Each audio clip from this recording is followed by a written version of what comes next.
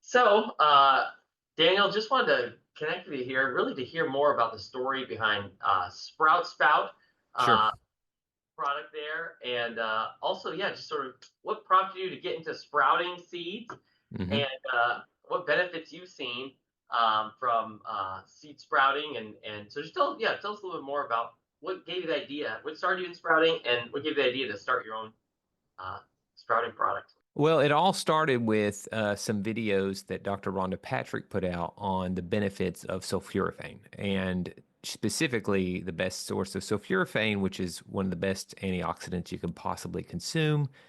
Uh, it Broccoli sprouts is the main source for that. So this video amongst the health community kind of went viral.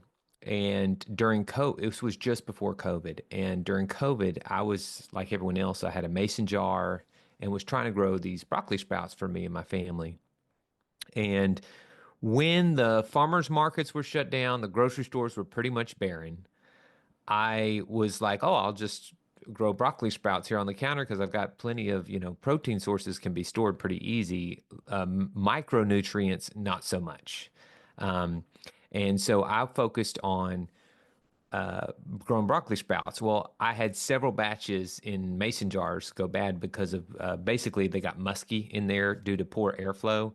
And if you're in Tennessee, there's a lot of humidity. It's not like living in Arizona where they'll naturally, whenever you see people sprouting like in drier areas, it's completely different than areas where there's humidity. And it became a problem. So I threw out like three batches in a row, and I was like, I'm done sprouting. This is a waste of my time.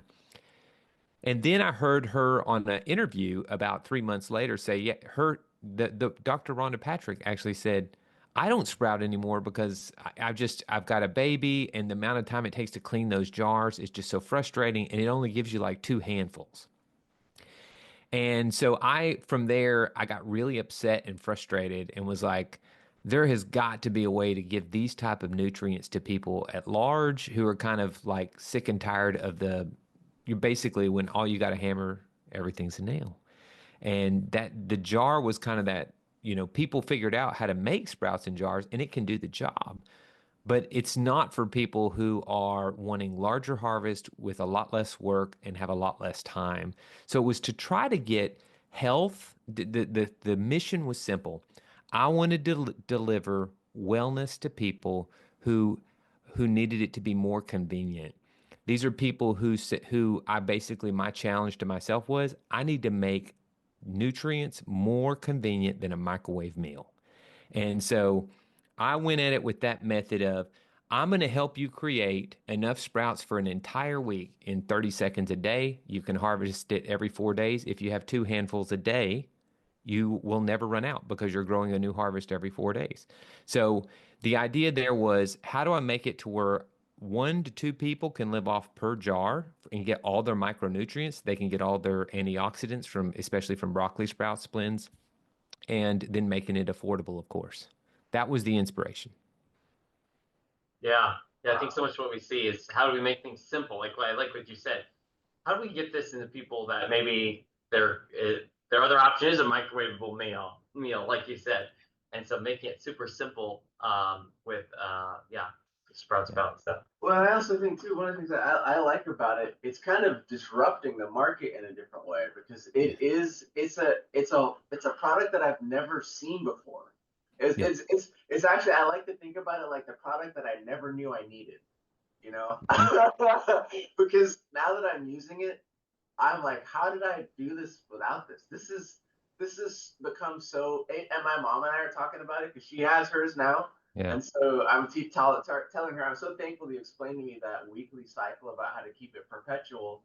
Because she was like, I'm gonna buy another one so I can do this, and I'm like, well, just try his method first, and if you really do need it, because there's a bigger family. There's about 4 adults there, but yeah, it's really great how it's like you said, simplifying something Mm. that has been a desire of mine for so Yeah. long, and making it so you can have literally perpetual sprouts. Yeah. So when you ask people who why don't you sprout? Like I would go to neighbors and friends and say, why is nobody sprouting? And the first thing they'll say is, well, I heard that It's easy to get bacteria, mold and mildew. I heard that years ago, so I just don't do it. And then the other thing is, how much the cleaning, the sanitation of it. And so you'll notice everything in there was designed to be like one click and throw it in the dishwasher. It's got a stainless steel disc that goes in there so that it kind of removed that whole like you have to bleach and vinegar the jar. I wanted to keep people that intimidation factor off the table. Just throw it in the dishwasher if you want. It's plain and simple. Um, Thank you for sharing that, by the way. One of the things I'm shocked is people actually tell me like, what am I supposed to do with all these sprouts? Like they harvest it and they throw it in a gallon Ziploc and they're like, this is a ton of sprouts. And I like having that problem. So it's funny because the number one request I've been getting lately is we need more recipe videos. We need more of those type of things. What do we do with all these sprouts now that we're making them?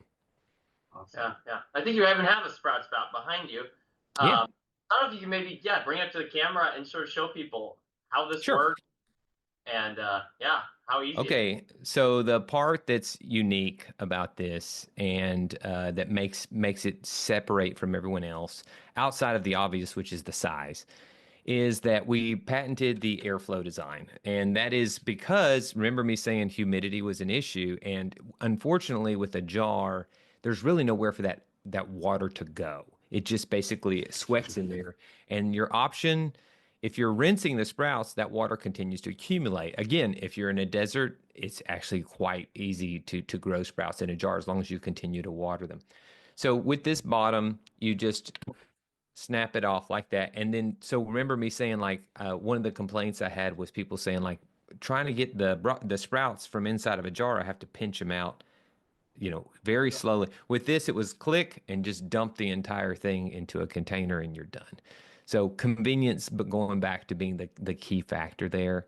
And I mean, generally, I don't even wash this thing. I just basically it just wipes clean in one spot. The only part I definitely recommend people wash is the bottom piece, which is the stainless steel mesh. Yeah.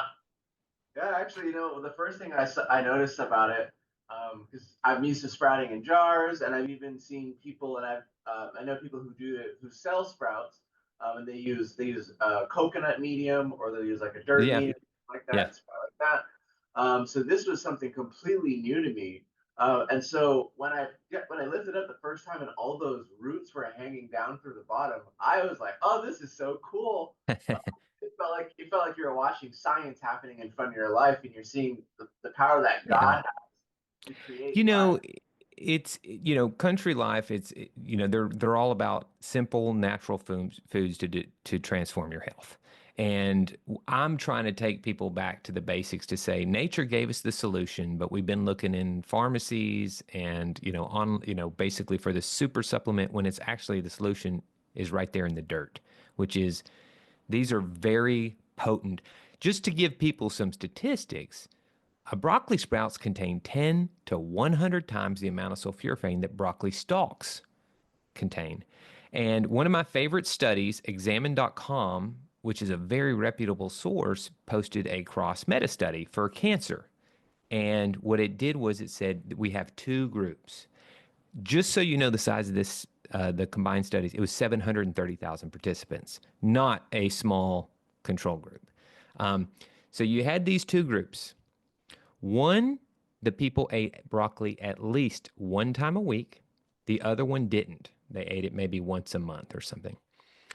But it was two groups: high broccoli consumers, low broccoli consumers. High broccoli consumers means you eat broccoli at least once a week. What they ended up finding was the of the overall study, you were 35% less likely to get any type of cancer if you were in the high broccoli group. And my argument there is with broccoli sprouts being, at least 10 times more potent than broccoli, why not put that on your side and have 1 to 2 handfuls of broccoli sprouts a week to cover your bases there? It's really simple. They taste great, and now they're super uber convenient. And the cost to grow these things, by the way, is something like 50 to 60 cents a day. So to eat a large handful every day, if you go to the farmer's market, you're going to pay a lot because the farmers have to grow those things in mason jars and they're not shelf stable. So you can't keep them out, sitting out day after day. I mean, once you harvest them, put them straight in the fridge with something they can breathe, they'll last at least a week. But big companies haven't been able to capitalize on all these health benefits because by the time they ship them to Whole Foods, they've already lost their margins at that point. Yeah, that makes sense. And you know, I feel like a lot of our Country Life customers are that DIY kind of do it yourself, do it at home, baking from scratch. You know, and so I think that this adds fits along right along with that. People who want to bring health back into their own hands and kind of, as you said, be their own doctor. You know, Um, when they study people who have managed to live healthy on the long term, the number one habit they noticed amongst all of them, it wasn't some particular form of exercise, it was meal prep. And Country Life does a great job of saying, we will give you all the materials you need, not only to prep out the food for your week, but for your entire month if you order from Country Life, because you get these bulk goods that you can trust the source. I mean, I think one of your best selling products is like nutritional yeast flakes. And that's something where every day when I make eggs, I throw in 2 tablespoons of nutritional yeast flakes because B12, it turns out 1/3 of the population has a genome that specifically does the creation and the way that we process B12 is flawed. And that is one of those things where you can cover your bases, just put some nutritional yeast flakes. And then what I do with my scrambled eggs is put them over a huge handful of broccoli sprouts or mung bean sprouts every day. And I cover my macro and my micronutrients in one meal. yeah, I love the sprouts. They're versatile. You can just make a burrito, you know, throw them in your burrito. You can throw them in sandwiches just like you would with. Hmm. You can actually saute them and cook them as well, so you don't just have to eat them raw. You can actually still cook them, and they still work good cooked. Like bean Yeah, sprouts. you can the broccoli sprouts specifically, you can freeze and put in your smoothies, and the sulforaphane will stay intact. Oh, that's interesting to know. Hmm. Yeah, Uh, don't cook broccoli sprouts though. You can put them in soup. They can get to about, I think in Fahrenheit, they can get to about 150 degrees before they start to lose their antioxidants. If you're going to cook sprouts, I generally recommend the mung bean sprouts because they have so much fiber and protein. And that is one where if you're going to make a stir fry or something like that, take a huge handful of those and throw them in. exactly. Yeah. Exactly. And then you mentioned a couple different sprouts: broccoli sprouts, mung bean sprouts. What would you say are like some of the top, maybe 2 or 3 other ones, maybe the top 4 or 5 sprouts? And what's the difference between them as far as nutritional benefits Yeah. or Yeah, in things the that you flavor category. yeah, and flavor Okay. categories too. Yeah. Spicy. When I used I'm sprout, we had a mix of sprouts. Some of them had a little bit some kick to them. I was like, Yeah, wow. tell them about your experience. I actually made him sprout some himself, so you get firsthand Yes, experience. yes. So I got Yeah. first experience, and it was simple. I mean, I'm no expert on sprouting seeds, but it made it very simple. And so what would you say Yeah, are some the of the top sprouts? by far the top selling sprout amongst health enthusiasts is going to be broccoli because they know the health enthusiasts know there's no other thing that's even close to that. And if you want something, by the way, the broccoli sprouts are very neutral. You're not going to get. I mean, it might taste like a little bit like eating a broccoli stalk raw, but there's not a strong flavor profile in there. It kind of reminds me like one of the sayings I have when I cook is like spinach is the vodka of the vegetable kingdom because whatever you throw it into, that's what it's going to taste like, right? So with things like broccoli sprouts, I say it'll basically taste like whatever you mix it with. If you're wanting flavor profiles, the first one I would say the most underrated sprout, in my opinion, because everybody knows about broccoli sprouts generally, is mung bean sprouts. And to me, they taste like a combination between sugar snap peas and edamame. And you talk about a versatile snack. It's the easiest sprout to grow. You soak it for 12 hours, and in 48 hours after you finish soaking, you can take them out of the sprout spout and start eating them. 48 hours, they'll have tails on them. If you leave it for 3 days, better still. But between 2 and 3 days, you can start making huge amounts of snacks. Throw them. I like to throw mine in a bowl and put some burrata mozzarella with some olive oil, and it's a great salad on its own. Like like you were saying, we can do stir fries with it, and my kids love them too, which just blows me away because they're super picky eaters, but they love those.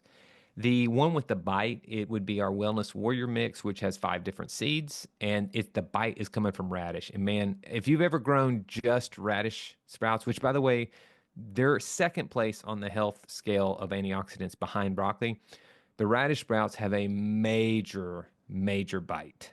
It's like biting into a radish that's been super concentrated. So I have to mix them with other things. Otherwise, it's like that horseradish burn in your mouth. Yeah, like what's that? Wasabi? Like getting a punch in the nose. Very wasabi. In fact, I heard the other day that most wasabi is actually just horseradish sauce. Very, very few times when you go to a Japanese hibachi grill and ask for wasabi, is it actually real wasabi? I think it's usually horseradish. Interesting. Yeah. Awesome. Yeah. Thanks, Jared. Mung beans, broccoli, sprouts. Yeah. And so the most neutral of all of them that people, if people are just intimidated by flavor, alfalfa. And that is, by the way, that sprout is amazingly resilient. You don't have to do much at all to get a perfect batch of alfalfa sprouts. And health benefit wise, alfalfa sprouts, one thing they're good at is regulating blood sugar. Yeah. Regular blood sugar and stuff there. So, wow. Yes. And alfalfa sprouts. That's sort of what I knew as a kid, we used to have alfalfa sprouts. Didn't really do all of the other ones. And so, um, yeah. Those are. It's funny because when I market the Spout to Latino communities, that's what they want. They're like, "Oh, I used to eat mayonnaise and alfalfa sandwiches." And that's like which to me, no thank you, but that's what they want. Never heard of it. Yeah. Yeah, well, I'm thankful. Thank you so much for the time, for coming and just Oh, telling it's an us honor. It's an honor and a privilege, man. about the Sprout. It's like I said, it's been great. I'm so thankful that you brought it here with Country Life, and you're willing to partner with us with it. My mom, she's also thankful. She's got it there in Tennessee, already using it, and I know that a lot of other customers, the impact that it really make on extending people's lives is going to be huge, because it's Yeah. not just a luxury item. It really Mm-mm. is like a medicine kit almost. This is like a Yeah. longevity kit. It's nature's pharmacy. We have the same mission, and that's what I really appreciate about our country life is, you know, I think of wellness a lot of ways like running, which is I don't run to add years to my life so much as life to my years, and I want people to have that vitality with their life that where they can have the energy to go and do things that they want to accomplish, that they are called to accomplish. And the way you can do that, especially as you start to age, is you got to master the diet game. Before in your youth, you can get away with a lot, but as you get older, you have got to master what goes into the body determines how much energy you're going to have throughout the day. And if you can master that, you're much more likely to hit those goals that you set for yourself that you want to cause change for in the world. Yeah. So I encourage everyone watching, just if you want to continue on your sprouting journey, or just start on the sprouting journey, get the sprouts right on our website, countrylifefoods.com. You'll find it there, and really a great resource to be able to use all kinds of sprouts. As Daniel said, broccoli sprouts, alfalfa sprouts, mung bean sprouts, all things we carry right here at Country Life as well. And so thanks so much again, Daniel, for the time, and thank you for the partnership we're able to have. We're able to help people in their sprouting journey, and like you said, to a happier, healthier life as well. Hey, thank you for giving me the opportunity to share the message with people. I'm honored, man.